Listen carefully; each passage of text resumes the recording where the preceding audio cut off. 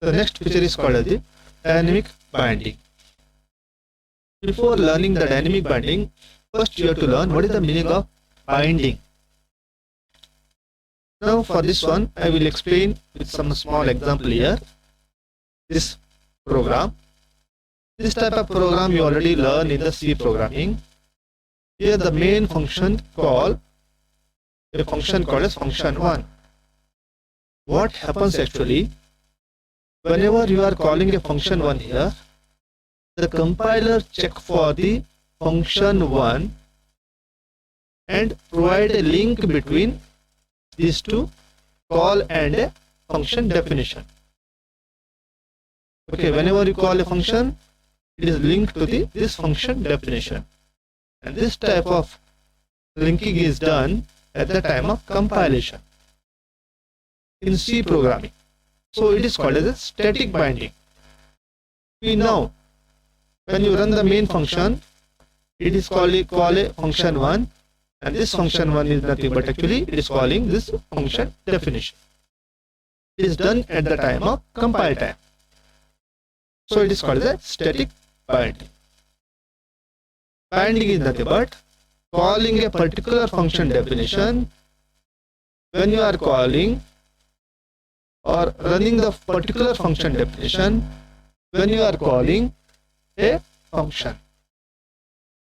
So when you call function1, it runs this function definition or function.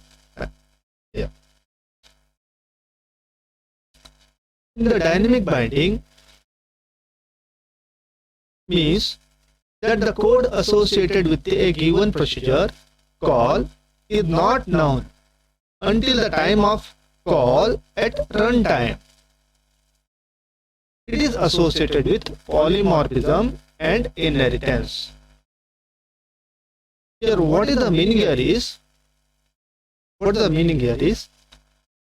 when you call a method, the compiler don't know whether it has to call this function or whether it has to call this function. So compiler gives that selection to the runtime. At runtime it has to decide whether I have to call the first one or I have to call the second one. So such type of binding is called as dynamic binding. So I have written here, the procedure call is not known until the time of call at runtime. Until, okay, only you got the knowledge when you are running it, not at the compile time. So such type of binding is called as dynamic binding. Such dynamic binding will be useful in polymorphism with the help of inheritors.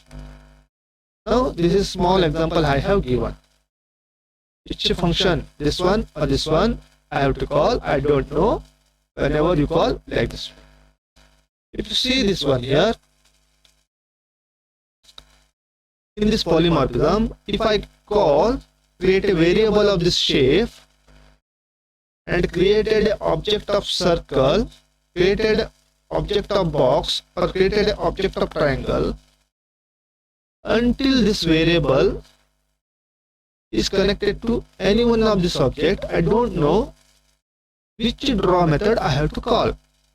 Whether I have to create a circle, whether I have to create a box, whether I have to create a triangle, I don't know which one I have to create whenever I am calling a method called as draw.